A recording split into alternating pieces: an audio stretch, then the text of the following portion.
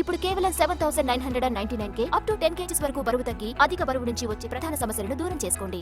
రాజశేఖర రెడ్డి అనుచరులందరూ మళ్లీ జగన్ ను సీఎం చేయాలనే పట్టుదలతో ఉన్నారంటున్నారు మంత్రి జోగి రమేష్. పడమట సురేష్ తన తమ్ముడని, వైసీపీ క్యాడర్ అంతా ఏకతాటిపైకొచ్చి పనిచేస్తారని చెబుతున్నారు. పెనమలూరులో వైసీపీ జెండా ఎగరడం ఖాయమంటున్న మంత్రి జోగి రమేష్ తో మా ప్రతినిధి Rehana face to face.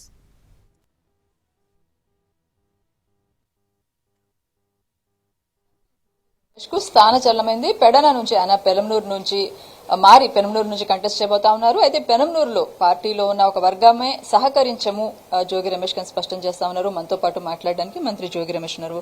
So మీకు పెనమలూరు మార్చారు, పెడన నుంచి ఇక్కడ పడమట సురేష్ బాబు ఇలాంటి వాళ్ళందరూ కూడా మాట్లాడుతా ఉన్నారు. మీకు సహకరించమంటాం. సురేష్ నా సోదరుడు, నా తమ్ముడు. ఏదో కొంచెం ఇబ్బంది కలిగి ఉంటే వస్తాడు కదా, ఎక్కడికి వెళ్తాడు.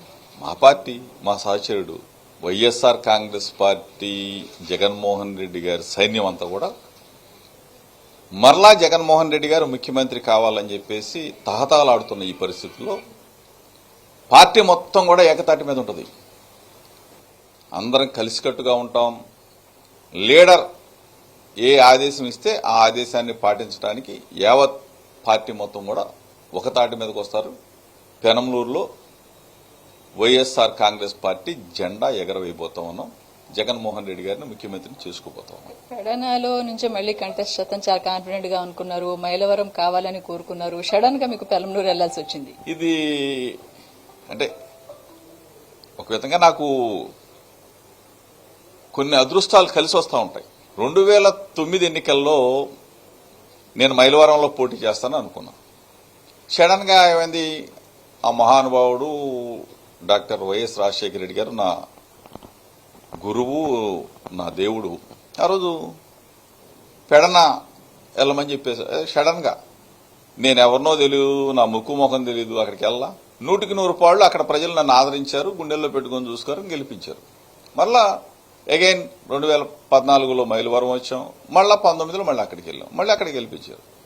ఇదంతా విజయానికి పరంపర. ఇదంతా కూడా సారథి గారు పార్టీ నుంచి వెళ్లిపోయారు. ఆయనతో పాటు ఆయన అనుచరులు కావచ్చు, పార్టీ మద్దతుదారులు కొంతమంది, అంటే కొంచెం డిస్టర్బెన్స్ గా ఉంది పెనమలూరు. ఇది మీకు ఛాలెంజ్ అవుతుంది? సారథి గారు కానీ మేము కానీ ఒక బడుగు బలహీన వర్గాలు, ఎస్సీ, ఎస్టీ, బీసీ, కాపు సామాజిక వర్గాలు ఇవన్నీ కూడా కలిసికట్టుగా అందరూ కలిసి ప్రయాణం చేసిన ప్రాంతం ఇదంతా కూడా 100% 100% ఆయన మనసులో కూడా నా తమ్ముడు రమేష్ గెలవాలనే కోరుకుంటాడు.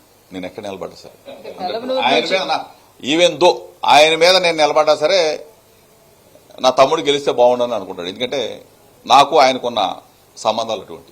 పెనమలూరు నుంచి సారథి కనుక బరిలో ఉంటే మీరు ఆయన ఓడించగలుగుతారా? గెలుపు ఓటములు అనేది ప్రజలు నిర్ణయిస్తారు. నేనైతే చెప్తా ఉన్నాను, షర్మిల చంద్రబాబుని కలవడాన్ని సమర్థిస్తారా, వ్యతిరేకిస్తారా? నాకు తెలిసినంత అది ఒక పెళ్లి ఆహ్వానం కాబట్టి వెళ్ళొచ్చు, లేకపోతే ప్రత్యర్థులు కలవచ్చు, రాజకీయాలు మాట్లాడుకోవచ్చు. సో ఇది జోగి రమేష్ స్పష్టం చేస్తా ఉన్నారు. పెనమలూరులో వైసీపీ జెండా ఎగురుతుందని స్పష్టం చేస్తా ఉన్నారు. మరోవైపు షర్మిల చంద్రబాబుని కలవడాన్ని తప్పు పట్టాల్సింది లేదు వివాహ వేడుక ఆహ్వానానికి సంబంధించి.